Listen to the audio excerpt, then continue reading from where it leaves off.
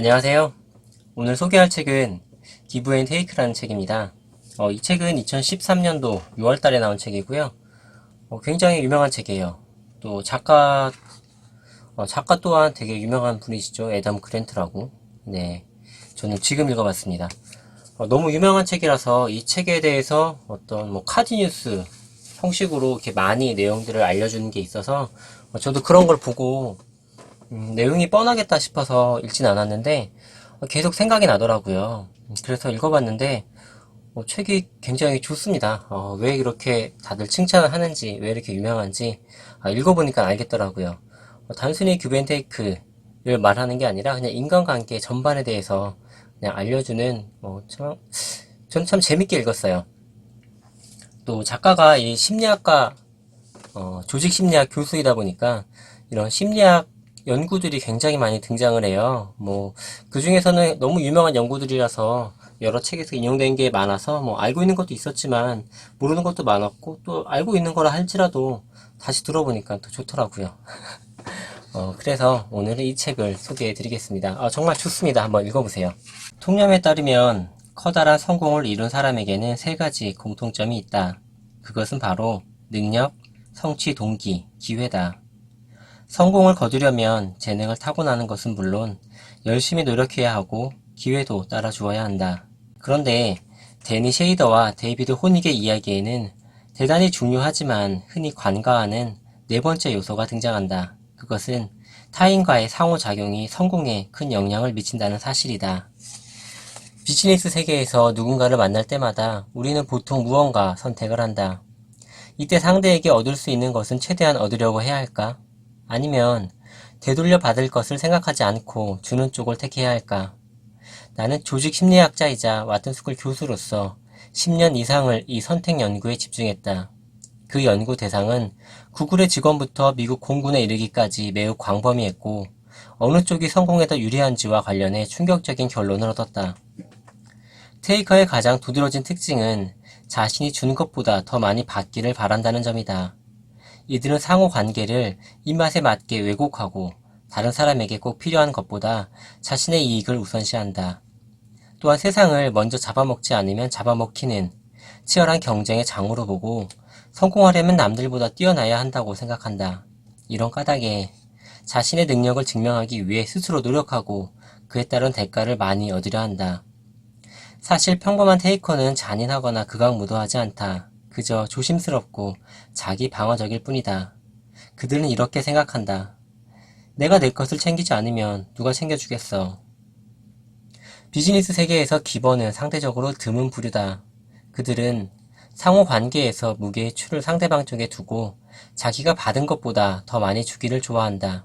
테이커는 자신에게 중점을 두고 다른 사람이 자기에게 무엇을 줄 수 있는지 가늠하는 성향이 있는 반면 기본은 타인에게 중점을 두고 자기가 상대를 위해 해줄 수 있는 것이 무엇인지 주의 깊게 살핀다. 돈과 관련해서만 이러한 성향이 나타나는 것은 아니다. 기버와 테이커는 자선단체에 기부하는 돈의 많고 적음이나 고용주에게 요구하는 연봉의 액수에 따라 구별하는 개념이 아니다. 기버와 테이커는 행동에서 차이가 드러난다. 테이커는 노력 이상의 이익이 돌아올 경우에만 전략적으로 남을 돕는다. 기버의 손익 개념은 그 방식이 전혀 다르다. 기버는 자신이 들이는 노력이나 비용보다 타인의 이익이 더 클 때 남을 돕는다. 심지어 노력이나 비용을 아까워하지 않고 아무런 대가도 바라지 않은 채 남을 돕는다. 시간, 노력, 지식, 기술, 아이디어, 인간관계를 총동원해 누군가를 돕고자 애쓰는 사람이 같은 사무실 안에 있다면 그가 바로 기버다. 혹시 테레사 수녀나 모한데스 간디 같은 위대한 성인만 기버가 될 수 있다고 생각하는가? 무언가 대단히 희생적인 행동을 해야 기버가 되는 것은 아니다. 기버는 타인 돕기, 조언하기, 공정 나누기, 남을 위해 인간관계 맺기 등 타인의 이익을 위해 행동하는가에 초점을 맞춰 판단한다. 주는 것, 받는 것, 그리고 균형을 이루는 것은 사회생활에 기본적으로 필요한 세 가지 행동 양식이다. 하지만 그 구별은 명확하지 않다. 설령 한 가지 행동 양식을 따랐다 하더라도 직장에서 맡은 업무가 바뀌거나 관계가 달라지면 다른 양식으로 변할 수 있다. 당신이 연봉 협상을 할 때는 테이커, 부하 직원에게 조언을 해줄 때는 기버, 동료와 전문 지식을 나눌 때는 매처처럼 행동해도 전혀 놀랄 것이 없다.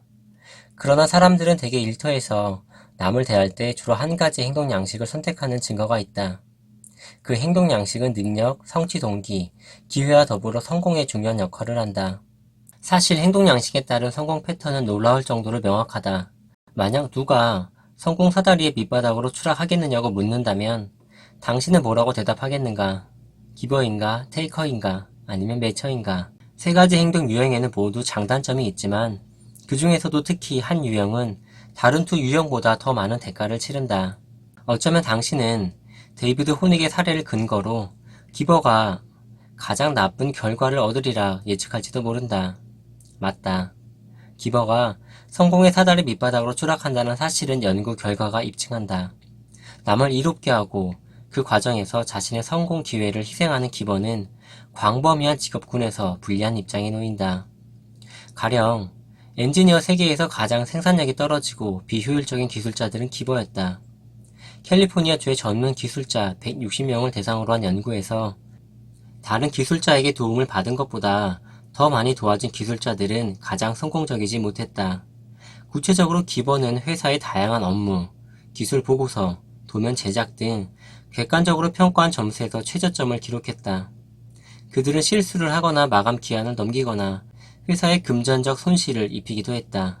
남을 돕느라 정작 자기 일을 제대로 끝내지 못한 것이다. 벨기에의 의대생 600명을 대상으로 한 연구에서도 이와 유사한 결과가 나왔다.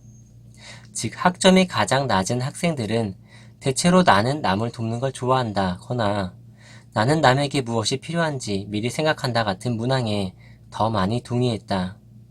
심지어 기버는 시험 기간에 공부할 시간을 빼앗기면서까지 자신이 이미 아는 내용을 친구에게 가르쳐 주었다. 영업사원들도 다르지 않다. 나는 노스캐롤라이나 주의 영업사원들을 대상으로 한 조사에서 기버의 판매 실적이 테이커나 매처에 비해 2.5배 더 낮다는 사실을 확인했다. 기버는 어떤 것이 소비자에게 가장 좋을지 걱정하느라 상품을 적극적으로 팔지 못했다. 어떤 직업군에서는 기버는 지나치게 배려하고 사람을 너무 쉽게 믿으며 남을 이롭게 하려고 불이익을 감수하려는 경향이 있다. 기버는 테이커에 비해 수입이 평균 14% 적고 사기 등 범죄 피해자가 될 확률이 2배 높으며 실력과 영향력을 22% 더 낮게 평가받는다는 증거도 있다. 이처럼 성공 사다리에서 밑바닥을 차지할 가능성이 가장 큰 사람이 기버라면 꼭대기에는 누가 있을까? 테이커일까? 아니면 매처일까? 둘 다 아니다. 자료를 다시 한번 자세히 들여다본 나는 놀라운 패턴을 발견했다. 성공의 사다리 꼭대기에도 기버가 있었다. 앞서 말한 대로 생산성이 가장 낮은 기술자는 기버의 가능성이 크다. 그런데 생산성이 가장 뛰어난 기술자를 찾아보면 그 또한 기버임이 드러난다. 양적으로나 질적으로 가장 높은 점수를 기록한 캘리포니아 주 기술자는 항상 동료에게 받은 것보다 더 많이 주는 사람이었다. 최고의 기술자와 최악의 기술자는 모두 기버다. 테이커와 매처는 성공의 사다리 중간쯤에 자리할 가능성이 크다. 이러한 패턴은 어떤 직업군에서든 전반적으로 나타난다. 벨기에의 의대생 중 학점이 낮은 학생들은 대개 기버 점수가 높았고 이는 학점이 높은 학생들도 마찬가지였다. 전 과목에서 기버의 학점은 11%더 높았다. 영업 현장에서도 결과는 같았다. 실적이 나쁜 영업사원들의 기버 지수는 실적이 평균인 영업사원들보다 25%더 높았는데 실적이 좋은 영업사원의 기버 지수도 평균보다 높은 것은 마찬가지였다. 최고의 영업사원은 기버로 그들은 테이커와 매처보다 연간 50%더 높은 실적을 올렸다. 다시 말해 기버는 성공의 사다리 꼭대기와 맨 밑바닥을 모두 점령한다. 후의 원칙과 성공의 상관관계를 살펴보면 어떤 직업군에서든 기버가 꼴찌일 뿐 아니라 최고가 될 확률도 가장 크다. 기버가 어떻게 왜 성공의 사다리의 꼭대기를 점령하는지 이해하려면 배품이 우리가 생각하는 것보다 얼마나 더 강력하고 덜 위험한 일인지 설명해주는 연구와 이야기를 살펴보아야 한다. 이 책에는 컨설턴트, 변호사, 의사, 기술자, 영업사원, 작가, 사업가, 교사, 투자 상담가, 스포츠팀 운영가 등 삶의 각 영역에서 성공을 거둔 기버가 등장한다. 흥미롭게도 그들은 먼저 성공을 거둔 다음 나중에 베푸는 일반적인 전략을 뒤집었다. 그들은 먼저 베품으로써 훗날의 성공을 위해 좋은 위치를 차지할 확률을 높였다. 하지만 성공 사다리의 밑바닥에 있던 기술자와 영업사원들도 잊어서는 안 된다. 그 중에는 귀가 얇아 들 당하기만 하는 기버도 있다. 그들은 무엇 때문에 챔피언과 얼간이로 나뉘는가? 그 답은 단순한 재능이나 적성보다 기버가 사용하는 전략과 그들의 선택에서 찾아야 한다. 나는 우선 기버는 반드시 친절하고 박애주의적일 것이라는 믿음의 오류를 밝히고 그들이 성공 사다리의 밑바닥으로 추락할 위험을 어떻게 피하는지 설명한다. 우리에게는 개인적으로 성취하고자 하는 어떤 목표가 있으며 성공한 기버도 테이커와 매쳐 못지않게 야심을 품고 있다. 다만 그들은 목표를 다른 방식으로 추구할 뿐이다. 기버의 성공에는 어떤 특별한 점이 있을까? 일단 기버든 테이커든 매처든 누구나 성공할 수 있다는 점을 분명히 해두자. 물론 기버의 성공은 폭포처럼 쏟아지며 멀리 퍼진다는 점에서 다른 두 유형과 뚜렷한 차이를 보인다. 테이커가 승리를 거둘 때는 그 반대쪽에 패배자가 있기 마련이다. 연구 결과에 따르면 사람들은 테이커의 성공을 질투하며 그들을 때려눕혀 콧대를 꺾을 방법을 찾으려 하는 경향이 있다. 반면 기버가 성공하면 사람들은 그에게 총구를 거누기는커녕 오히려 응원하고 지지한다. 무엇보다 기버의 성공은 주변 사람들의 성공을 유도하는 파급 효과를 낸다. 단순히 기존의 가치를 차지하는 테이커의 성공과 새로운 가치를 창출해내는 기버의 성공에 어떤 차이가 있는지 곧 알게 될 것이다. 벤처 투자자 랜디 코미사르의 말처럼 모두가 당신의 승리를 원할 경우 승리는 더 쉬워진다. 적을 만들지 않으면 성공은 더 쉽다. 서비스업의 부상은 의과대학에서 기버가 가장 좋은 학점과 가장 나쁜 학점을 모두 차지하는 이유도 설명해준다. 벨기에의 의과대학생들을 대상으로 한 연구에 따르면 기버는 입학 첫 해에 성적이 눈에 띄게 나빴다. 즉 기버는 불리한 입장에서 출발했다. 이때 학점과 기버 지수의 부정적인 상관관계는 흡연과 암의 상관관계보다 더 컸다. 하지만 기버가 좋은 성적을 거두지 못하는 것은 1학년 때뿐이었다. 2학년 때부터는 동기들을 약간 앞서 나가기 시작했다. 시간이 흘러 6년째가 되면 그들은 다른 학생보다 현저하게 좋은 성적을 거두었다. 6년 전에 측정한 이타적인 행동 양식은 흡연과 폐암의 상관관계보다 더 정확하게 성적을 예측했다. 흥미롭게도 학생들이 의사가 되는 의대 7년차에는 기버가 더욱더 앞서 나갔다. 이처럼 이타적인 행동 양식이 의대 졸업 성적에 미치는 영향은 흡연이 폐암에 미치는 영향보다 크고 심지어 음주와 공격적인 행동의 상관관계보다 더 크다. 기버는 어떻게 자신의 단점을 그토록 강력한 장점으로 바꿔놓을까? 변화는 학과 과정에 있었을 뿐 기버가 변한 것은 아니다. 학년이 올라가고 실력이 쌓이면서 학과 과정은 개별 수업에서 회진, 인턴십, 환자 진료 등의 과정으로 바뀐다. 이는 앞으로 나아갈수록 점점 더 팀워크와 서비스가 성공을 좌우한다는 의미다. 학과 활동 형태가 변하는 과정에서 기버는 본성에 따라 교수들과 더욱 효율적으로 협력하고 환자에게 보다 많은 관심을 기울인다. 리프킨의 명언 중에 나는 약한 유대관계의 힘을 믿는다는 말이 있다. 스탠퍼드 대학 사회학자 마크 그라노베터의 고전적인 연구에 경의를 표한다는 말이다. 강한 유대관계는 정말로 신뢰할 수 있는 가까운 친구나 동료와의 관계를 일컫는다. 반면 약한 유대관계는 우연히 알게 돼 안면 정도만 있는 사람들과의 관계를 말한다. 그라노베터는 강한 유대관계에서 가장 큰 도움을 얻는다는 상식적인 전제를 검증하기 위해 직업을 바꾼 지 얼마 되지 않는 전문직, 기술직, 관리직, 종사자들을 대상으로 설문조사를 실시했다. 이때 응답자의 약 17%가 새 직장을 얻는 데 친구나 신뢰할 만한 동료가 많은 도움을 주었다고 대답했다. 그렇다면 약한 유대관계는 어떠한가? 놀랍게도 거의 28%에 달하는 응답자가 새 직장에 대한 정보를 약한 유대관계에 있는 사람에게 들었다고 응답했다. 강한 유대관계는 결속감을 주고 약한 유대관계는 새로운 정보에 보다 효과적으로 접근하도록 다리가 되어준다.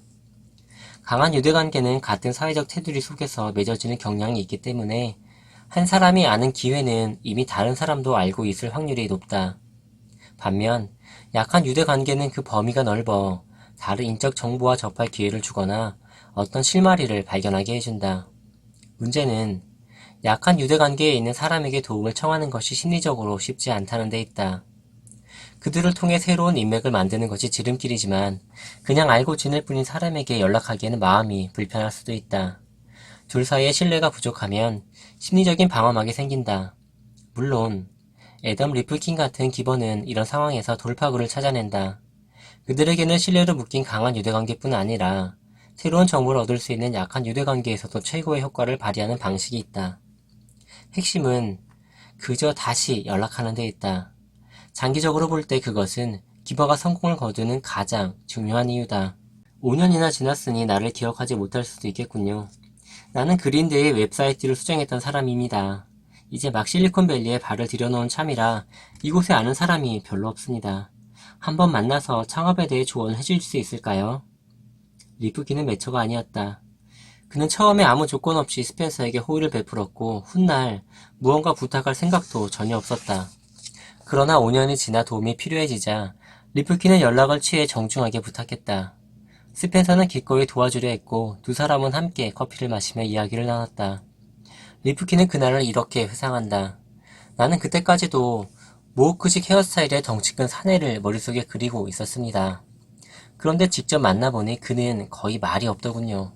세상에, 나보다 더 내향적인 사람이었습니다. 두 번째로 만났을 때 스펜서는 리프킨에게 한 벤처 투자자를 소개시켜 주었다.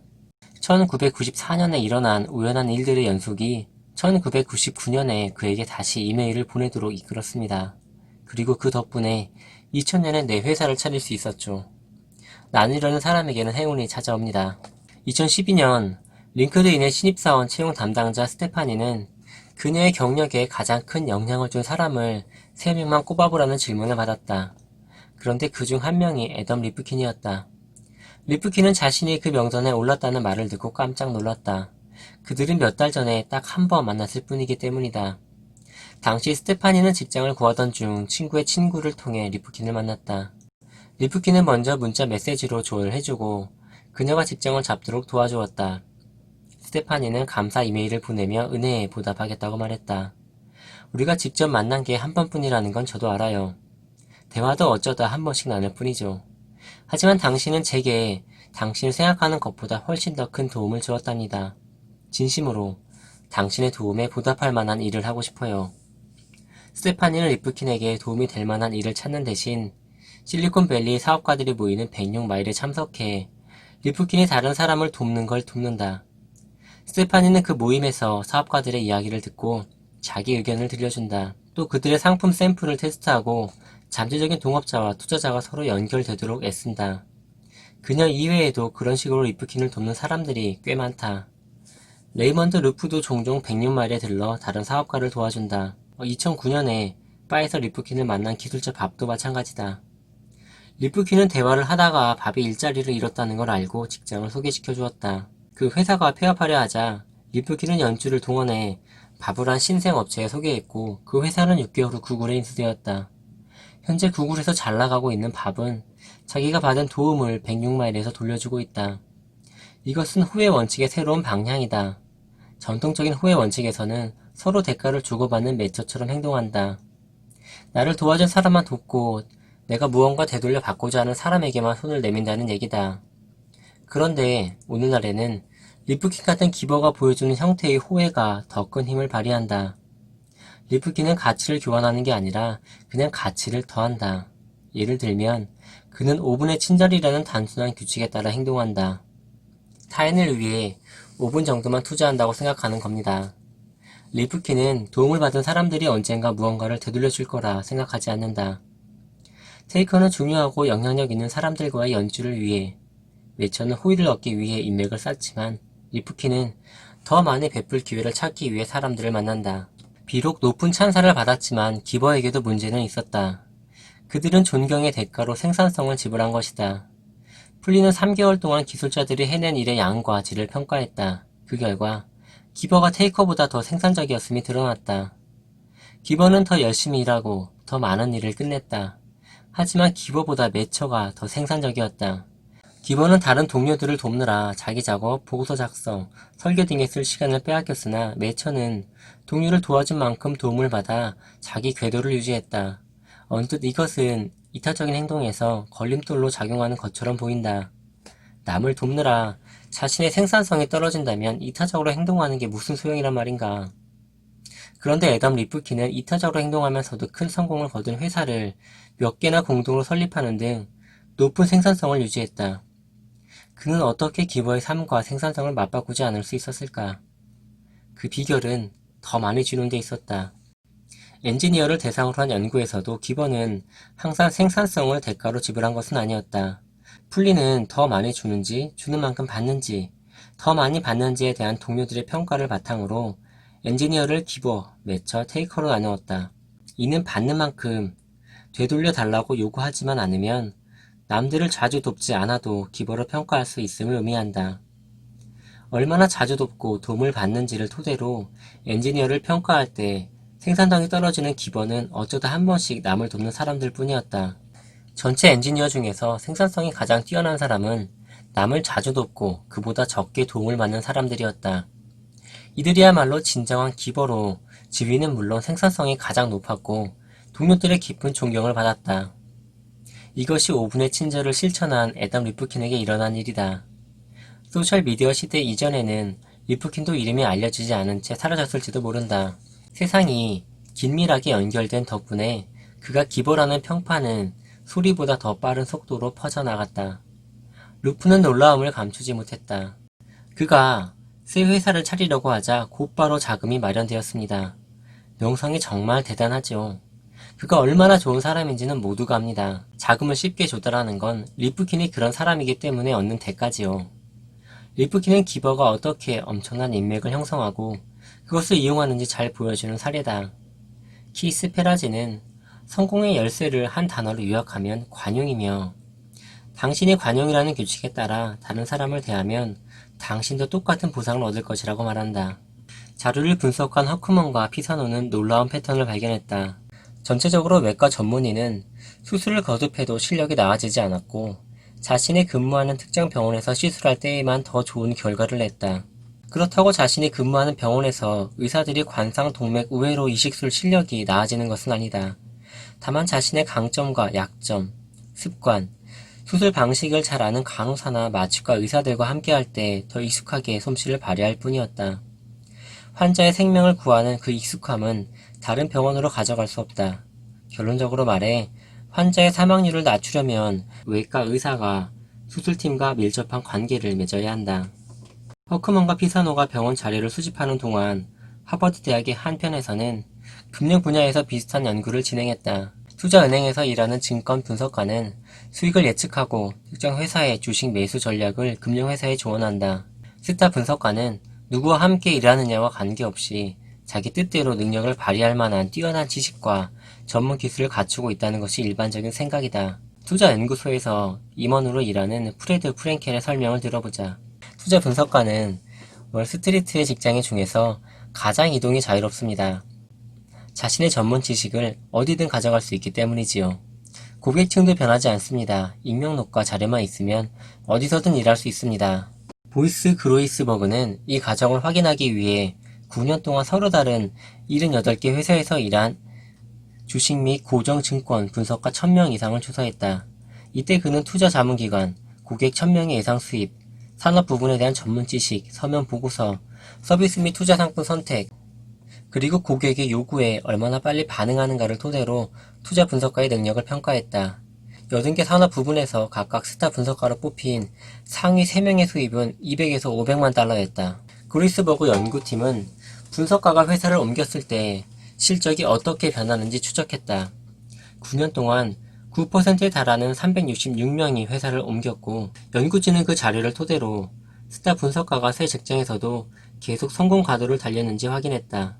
흔히 스타 분석가는 자신의 능력으로만 그 자리에 올랐다고 생각하지만 연구 결과 실적은 갖고 다닐 수 있는 게 아니었다. 스타 분석가가 다른 회사로 옮기며 실적이 떨어지고 최소 5년 이상 그 상태에 머물렀다. 단 어떤 분석가는 회사를 옮기고도 계속해서 성공 가도를 달렸다.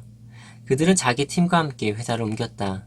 혼자 이직한 스타 분석가는 1위를 차지할 확률이 5%에 불과했지만 팀과 함께 이직한 스타 분석가는 1위를 차지할 확률이 10%로 이직하기 전과 달라지지 않았다. 이처럼 스타 분석가와 심장외과 전문의는 자신을 잘 알거나 뛰어난 능력을 가진 동료들과 협업에 크게 의존한다.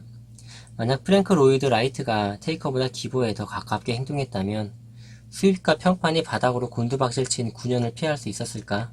메이어의 사례는 이 질문에 대한 답이 그렇다 라고 알려준다.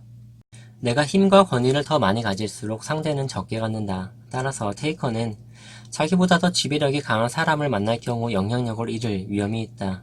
반면 명망은 제로섬 게임이 아니다. 우리가 나눌 수 있는 존중과 존경의 총량에는 한계가 없다. 이 사실은 명망에 더 지속적인 가치가 있음을 의미한다. 따라서 우리는 명망을 얻는 법을 검토해 볼 필요가 있다. 테이커의 강력한 의사소통 방식의 반대 개념은 힘을 뺀 의사소통이다. 힘을 뺀 의사소통은 덜 단정적으로 말하고 의문을 많이 드러내며 상대의 조언에 크게 의지하는 것을 말한다. 이런 방식으로 대화하는 사람은 무방비 상태로 약점을 드러내고 망설이면서 얼버무리며 자기 권리를 포기하는 식으로 이야기한다. 수잔 케이는 콰이어트에서 서구 사회의 사람들은 힘있게 대화하기를 기대한다고 지적한다. 우리는 위대한 사람은 자신의 메시지를 강력하게 전달하기 위해 힘차게 말하고 강력한 어휘를 사용한다는 말을 들으며 자랐다. 힘을 뺀 의사소통 방식으로는 사람들에게 영향을 끼쳐야 할 때 불리하다는 이유에서다. 나는 이 장에서 영향력을 얻으려면 확신을 드러내며 단정적으로 말하는 것이 중요하다는 전통적인 통념에 도전하려 한다. 그런 대화 방식이 항상 통하는 것은 아니다. 오히려 기버가 본능적으로 택하는 힘을 뺀 의사소통 방식이 명망을 얻는데 놀라울 정도로 효과적이라는 사실이 밝혀졌다. 여기서는 발표, 세일즈, 설득, 협상이라는 네 가지 범주에서 기버가 어떻게 명망을 얻는지 추적해 볼 것이다.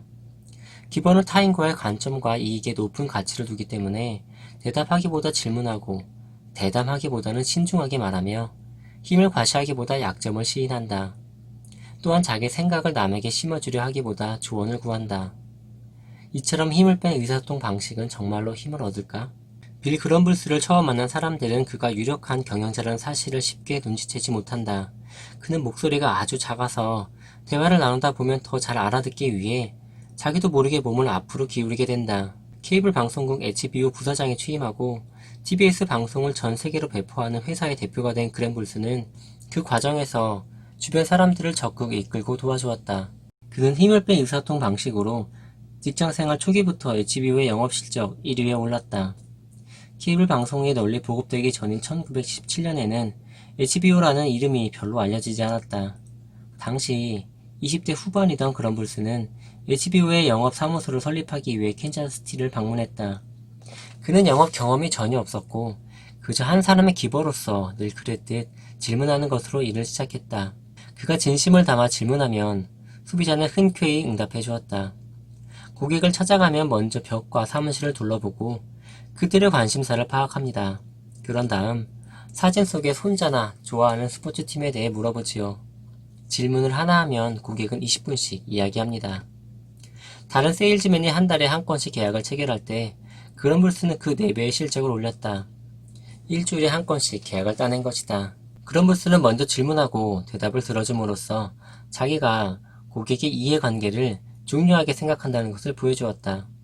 그렇게 명망이 쌓이면서 고객은 그의 배려심을 존중하고 존경했다. 영업 초기에 만난 한 고객은 그럼블스를 한쪽으로 데려가더니 그에게 대화에 매우 능한 사람이라고 말해주었다. 그럼블스는 그때를 생각하며 웃음을 터뜨렸다. 거의 한마디도 안 했는데 말이죠. 질문으로 고객의 마음을 얻는 경험을 심리학자들은 이야기하는 것의 즐거움이라고 부른다. 기버는 고객이 보다 회의적인 업계, 가령 보험업계에서도 성공적일까? 한 연구팀이 1000명 이상의 보험 영업사원을 기버, 테이커, 매처로 분류하고 실적을 조사했다. 그 결과 보험업계에서도 기버가 테이커와 매처보다 훨씬 더 영업실적이 좋은 것으로 나타났다. 많은 사람이 자신있고 확신에 찬 태도로 말하는 것을 설득의 핵심으로 여긴다. 하지만 우리는 일상생활에서 광고, 전화 판매원, 영업사원, 기금 모금원, 정치가들이 자기 상품 및 서비스를 이용하라거나 자기 조직을 지지하라는 말에 지칠 대로 지쳐있다. 강력하게 설득하려는 메시지를 들으면 우리는 오히려 의혹에 빠진다. 혹시 속임수에 걸려 사기를 당하는 것은 아닌지, 테이커에게 조종당하는 건 아닌지 걱정할 때도 있다. 남들에게 내 결정을 조종당하기보다 스스로 자유롭게 선택하고 싶을 때도 있다. 예를 들어 내가 만약 투표하러 가라고 말하면 당신은 저용할 수도 있다. 하지만 투표할 계획이 있냐고 물으면 내가 당신에게 영향력을 끼치려 한다는 느낌을 받지 않는다. 그것은 순수한 호기심이므로 당신은 내 영향력에 저항하는 대신 그것을 반영한다. 나는 훌륭한 시민으로서 내가 지지하는 후보에게 꼭 투표해야지. 이런 생각을 하면서도 나에게 설득당했다는 느낌은 들지 않는다. 에런슨이 설명한 대로 당신은 이미 당신을 신뢰하고 좋아하는 누군가에게 설득당해왔다. 그는 바로 당신 자신이다. 데이비드 윌트는 질문이 효과적인 설득 수단인 이유를 알고 있다. 뛰어난 변호사는 곧 뛰어난 세일즈맨이라고 여기는 그는 자신의 변론을 테이커처럼 너무 단정적으로 강요하지 않는 걸 중요시한다. 당신을 당신의 생각에 따라 내 결론으로 이끄는 것이 변호의 기술입니다. 나는 당신 스스로 결론을 잘 이끌어내도록 하려고 합니다. 나는 그런 자세로 배심원들에게 다가가 내 생각을 전하고 그들 스스로 결론에 도달하게 합니다.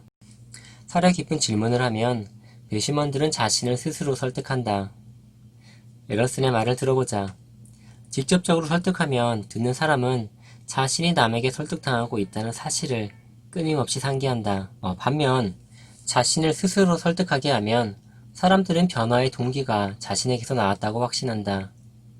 계획과 의도를 물어보면 상대가 그것을 실제로 실현할 가능성이 커진다.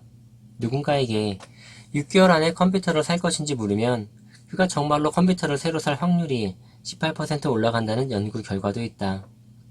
물론 이것은 상대가 질문의 의도를 좋게 생각하고 있을 때만 적용되는 얘기다. 포천 500대 기업 중 하나가 2007년 미국 중서부에 있는 공장 한 곳을 폐쇄했다. 그때 열정적인 연구원 애니도 일자리를 잃었다. 회사는 애니에게 동부 해안 쪽에 있는 새 직책을 제시했지만 그 제안을 받아들이면 학업을 포기해야 했다. 애니는 정직원으로 일하면서 MBA 야간 과정에 등록해 공부하고 있었다. 학비를 회사에서 내주고 있었기 때문에 일을 그만둘 형편도 아니었다. 그렇지만 회사가 요구하는 대로 새 발령지로 떠나면 공부를 계속할 수 없었다. 선택지도 별로 없었고 생각할 시간도 충분치 않았다. 그로부터 2주 후 놀라운 일이 벌어졌다. 회사는 그녀가 MBA 과정을 마칠 때까지 회사 최고 중역지만 사용할 수 있는 전용 제트기를 무제한으로 제공하기로 했다. 그녀는 발령을 받아들였고 MBA 학위를 취득할 때까지 9개월 동안 일주일에 2번 회사 전용기를 타고 학교와 직장을 오갔다. 또한 회사는 매주 렌터카 비용을 제공했고 회사 전용기를 쓸 수 없을 때는 일반 여객기 항공권 비용까지 대줬다. 애니는 어떻게 회사가 그토록 막대한 비용을 그녀에게 투자하도록 했을까? 애니는 이 모든 특혜를 협상조차 하지 않고 얻어냈다. 그녀는 그저 기버에게 상당히 익숙한 힘을 뺀 의사소통 방식을 사용했을 뿐이다. 테이커는 협상에 들어갈 때 유리한 위치에 설 궁리부터 한다. 애니가 테이커였다면 그녀의 장점, 가치, 경쟁 회사에서의 매력적인 제안을 이야기하고 자기 위치를 강화하려 했을 것이다. 매처는 협상을 대가로 주고받는 기회로 보는 경향이 강하다. 애니가 매처였다면 전에 그녀에게 신세를 진 적이 있는 고위 간부를 찾아가 보답을 요구했을 터다. 그러나 애니는 기버였다. 그녀는 늘 동료들을 정신적으로 이끌어 주었고 자선단체 유나이티드 웨이에서 자원봉사를 했으며 초등학생들에게 과학적 흥미를 불어넣는 활동에도 시간을 투자했다. 애니는 동료가 실수를 하면 설령 자기 실적이 떨어질지라도 그들이 비난받지 않도록 함께 책임을 져주는 사람이었다. 동료가 자신과 같은 직책에 지원한 것을 알고 그 자리를 포기한 적도 있다. 기버인 애니는 테이커나 매처처럼 거래에 능숙하지 못했다. 고민 끝에 완전히 다른 전략을 택한 그녀는 인력관리부장을 찾아가 조언을 구했다. 저와 같은 상황에 처하면 어떻게 하시겠어요? 애니의 입장을 헤아려 조언을 해준 인력관리부장은 그녀의 변호사가 돼주었다. 인력관리부장은 애니가 소속된 부서와 현장의 대표들을 만나 애니를 위한 로비를 시작했다. 그러자 부서장이 애니를 불러 자기가 무엇을 해주면 회사에 남아주겠냐고 물었다. 애니는 MBA 과정을 마치고 싶은데 비행기를 타고 새 직장과 학교로 오갈 형편이 못 된다고 대답했다. 부서장은 그녀에게 회사 전용기를 제공해 주기로 했다. 최근에 이뤄진 한 연구에서 조언을 구하는 것은 권위는 없어도 영향력을 행사하는 데는 놀라울 정도로 효과적이라는 것이 밝혀졌다. 조언을 구하면 정보를 공유하는 동시에 긴밀한 협력 관계가 맺어져 논쟁적인 협상이 윈윈 거래로 탈바꿈된다. 테이커가 이기적이고 실패한 기버가 이기심이 전혀 없다면 성공한 기버는 타인과 더불어 자신의 이익도 챙길 줄 안다. 그들은 남을 이롭게 하는 데 관심이 있지만 또한 자신의 이익을 위한 야심찬 목표도 세운다. 자기 보존 본능과 이기심 없이 베풀기만 하면 정도를 지나치기 쉽상이다. 성공한 기버는 받는 것보다 더 많이 추대해 자신의 이익도 잊지 않으며 언제 어디서 어떻게 누구에게 베풀지 선택한다. 게임 이론가들이 티포텟, 받은 대로 갚기 혹은 맞대응이라고 부르는 이 태도는 순수하게 매처의 전략이다. 협력으로 시작할 때는 상대가 경쟁적으로 돌변하지 않는 한 그 태도를 유지한다. 상대가 경쟁적일 때는 똑같이 경쟁적으로 대응한다. 이것은 다양한 게임 이론 토너먼트에서 승리를 거둔 효과적인 전략이다. 그러나 하버드 대학 수리 생물학자인 마틴 노학은 티포텟 전략에 치명적인 결함이 있다고 지적한다. 충분히 용서하지 못해 가끔 발생하는 사고 때문에 고통을 받는다는 것이다. 노학은 기보와 매처의 태도 전환에서는 새로운 형태가 더 유리하다는 사실을 발견했다. 그것은 너그러운 티포텟으로 이 규칙은 선행은 절대 잊지 않되 악행은 덜어 용서하는 것이다. 그리고 협력으로 시작해 상대가 배신할 때까지 그 자세를 유지한다. 너그러운 티포텟은 상대가 배신할 때마다 똑같이 대처하는 대신 약 3분의 2만 경쟁적으로 행동하고 3번에 1번 정도는 협력적인 태도를 유지하는 전략이다. 노학은 너그러운 티포텟 전략을 활용하면 기존의 티포텟 전략에 쉽게 대응하고 사기꾼으로부터 자신을 보호할 수 있다고 말한다.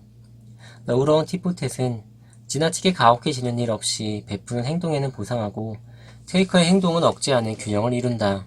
너그러운 티포텟은 성공한 기버의 전략이다.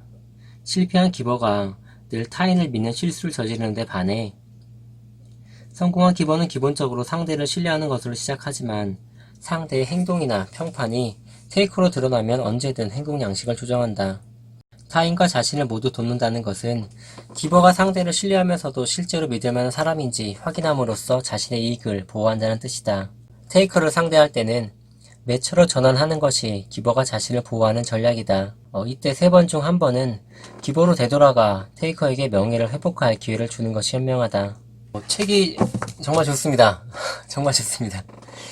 이게 제가 늘 말씀드리는 건데 이렇게 토막토막 읽는 것보다 정말 이게 쭉 맥락을 이어가면서 읽으면 책이 정말 더 이해하기가 좋고 머릿속에 많이 남거든요. 그리고 또 그렇게 읽으면 이렇게 토막토막 읽을 때보다 훨씬 더 내용이 좋습니다. 오늘도 도움이 좀 되셨기를 바라고요. 혹시 또 듣다가 또 마음에 드시면 책을 꼭 사서 보시길 바랍니다. 정말 좋습니다. 네, 감사합니다. 다음에 또 뵙겠습니다.